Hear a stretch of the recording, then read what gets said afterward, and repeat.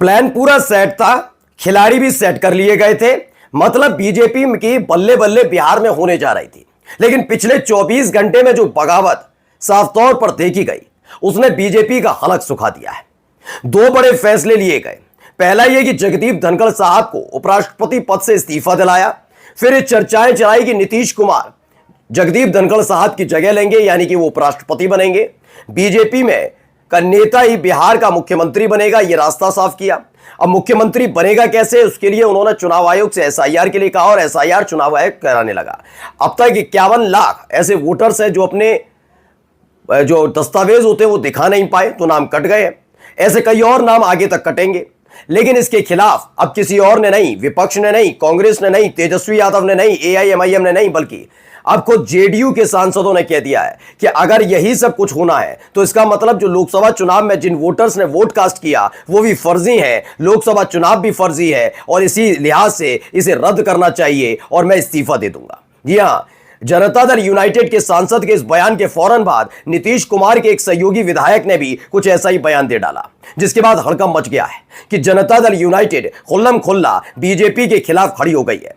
खबर यही नहीं है, जनता दल यूनाइटेड के सांसद ने यहां तक कह डाला कि अब वो महागठबंधन के साथ कभी भी जा सकते हैं। यानी बिहार में चुनाव के ऐलान से पहले ही बीजेपी फंस गई है, बगावत चरम पर है। नीतीश कुमार को उपराष्ट्रपति बनाने के बावजूद भी क्या नरेंद्र मोदी साहब की कुर्सी बच पाएगी? क्या बिहार में अपनी डूबती हुई नैया को पार लगा पाएगी बीजेपी? नमस्कार, मैं हूं प्रज्वल गौतम और आज आपको दिखाने जा रहा हूं बिहार की सियासत का वो नया समीकरण जिसने बीजेपी को बेचैन किया है।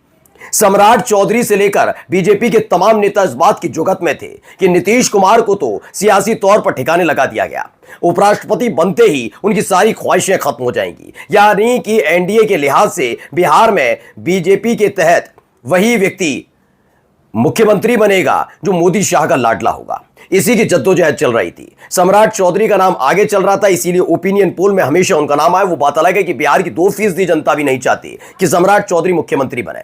लेकिन इस सबसे इतर विजय सिन्हा ने अपनी 4 बार फौजियत करा ली हाईकमान की नजरों में आने के लिए, वो अलग खबर है। लेकिन इन सब के बीच दौड़ चल रही है, गिरिराज सिंह या सुनील चौबे, सम्राट चौधरी, विजय सिन्हा, कौन बनेगा मुख्यमंत्री? लेकिन बनेगा तब जब बहुमत मिलेगा, क्योंकि अब एसआईआर वाले मुद्दे पर जो विपक्ष कह रहा था वही बात, उसी बात का समर्थन जनता दल यूनाइटेड ने कर दिया है। जेडीयू का मतलब नीतीश कुमार नहीं, उनको छोड़कर सब एसआईआर के मुद्दे पर अब चुनाव आयोग को घेर रहे हैं, बता रहे हैं कि चुनाव आयोग नादान है, उनमें समझ ही नहीं है। और देखिए बड़ी खबर निकल कर आ गई। ये देखिए सबसे पहले एनडीटीवी की खबर निकल कर आई। इसमें एनडीटीवी की तरफ से जो बयान है, देखिए आज एनडीए में है तो कल महागठबंधन में जा सकते हैं। जेडीयू सांसद का एसआईआर पर चौंकाने वाला बयान। वाकई एसआईआर यानी सर और सर यानी चकरा गया है बिहार में। इससे पहले जब यह एसआईआर का मुद्दा उठा और सुप्रीम कोर्ट तक गया, सिर्फ और सिर्फ आपने राहुल गांधी, सिर्फ आपने देखा होगा तेजस्वी यादव, ये सब मिलकर बिहार में आंदोलन कर रहे थे। आपने देखा था एक पूरा आंदोलन हुआ था 9 तारीख को, तमाम चीजें हुई, सारा चीजें चल रही थी। इन सब के बीच बिहार में ना जेडीयू और ना ही एनडीए का कोई सहयोगी इस पर बोल रहा था। सब सकारात्मक चिल्ला रहे थे। बड़े नेताओं की बात कर रहा हूं, छोटे नेताओं की नहीं, मैं यानी उनके सांसद और विधायकों की बात नहीं कर रहा। अब इन सब के बीच एनडीए के एक बड़े घटक दल जिनकी पार्टी के 16 सांसद हैं, नाम है चंद्रबाबू नायडू, टीडीपी, उन्होंने इस पर मुद्दा उठा दिया था कि एसआईआर जो किया जा रहा है ये वक्त रहते किया जाना चाहिए था, गलत वक्त पे। अब जैसे ही एक आवाज उठी, बीजेपी सहम गई थी कि अगर 16 सांसदों वाली टीडीपी ने अपना हाथ पीछे खींच लिया, जिसे आंध्र प्रदेश में सरकार चलाने के लिए ना बीजेपी की जरूरत है ना दूसरे साथी पवन कल्याण की, अगर ऐसी स्थिति भी हो जाएगी तो भी चंद्रबाबू नायडू मुख्यमंत्री रहेंगे, क्योंकि टीडीपी पर प्रचंड बहुमत आंध्र प्रदेश के अंदर है। अब ऐसे हालात में नीतीश कुमार को मनाना जरूरी था। लगा था कि नीतीश कुमार को उपराष्ट्रपति बनाएंगे तो इस लिहाज से 2 काम हो जाएंगे। एक तो बिहार में एनडीए का प्रत्याशी मुख्यमंत्री पद के लिए बीजेपी का नेता होगा, उसे साफ कर दिया जाएगा। दूसरा सबसे बड़ा यह है कि खुद बिहार में के 12 सांसद जनता दल यूनाइटेड के हैं जो मोदी सरकार को सपोर्ट कर रहे हैं। यानी 16 सांसदों वाली टीडीपी चली भी जाए तो 12 सांसद रहेंगे, बाकी के सांसदों को मिलाकर प्रचंड मतलब बहुमत की सरकार मोदी सरकार की रहेगी। लेकिन जब सांसद ही विरोध करने लगे, नीतीश कुमार के उलट एसआईआर को लेकर बोलने लगे हों, तो बताइए क्या होगा। वही कुछ हो रहा है। देखिए इसमें सबसे पहले उन्होंने जो बयान दिया, ये बांका से, बिहार के बांका से जेडीयू के सांसद है गिरिधारी यादव। इन्होंने कहा, बांका से सांसद ने एसआईआर प्रक्रिया पर सवाल उठाते हुए कहा कि क्या कहा, ऐसे तो लोकसभा चुनाव भी अवैध है। लोकसभा में भी इसी मतदाता सूची के आधार पर चुनाव हुआ था, इसीलिए इसी सूची से विधानसभा चुनाव क्यों नहीं हो सकता। उन्होंने कहा कि अगर लोकसभा चुनाव फर्जी मतदाता सूची के आधार पर हुआ था तो उनका चुनाव भी अवैध है, और अगर ऐसा है तो वे इस्तीफा देने को तैयार हैं। उन्होंने स्पष्ट कर दिया कि मैं इस्तीफा देने के लिए तैयार बैठा हूं अगर वाकई लोकसभा चुनाव के दौरान, क्योंकि उन्होंने कहा कि 10 दिन तो मुझे ही लग गए।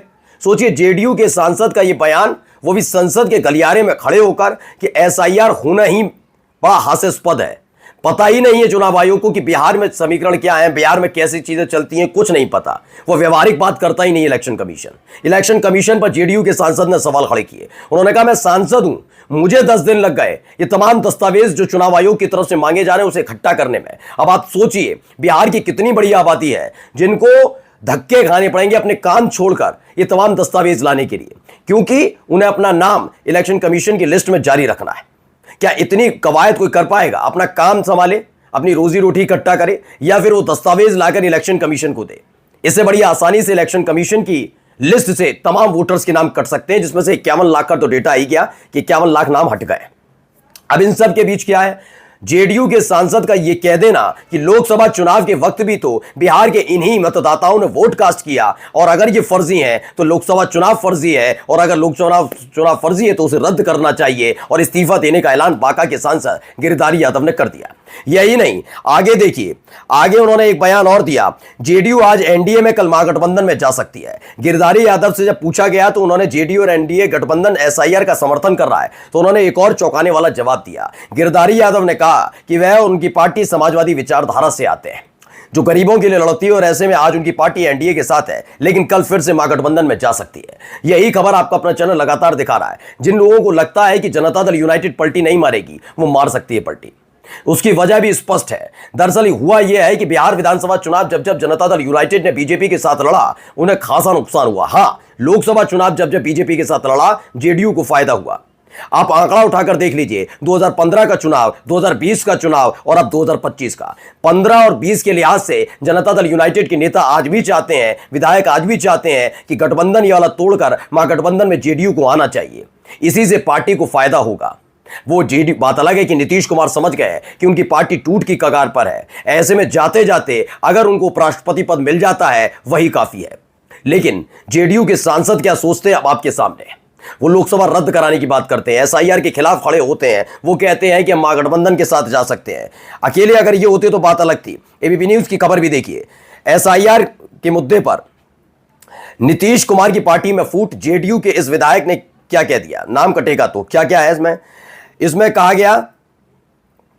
जेडीयू विधायक ने कहा, जो काम बाहर काम कर रहे हैं उनका नाम छूट रहा है। ना हम बाहर रहने वालों से बात कर पा रहे हैं, ना उनका मोबाइल नंबर मिल पा रहा है। इतने कम समय में कैसे सब अपडेट होगा।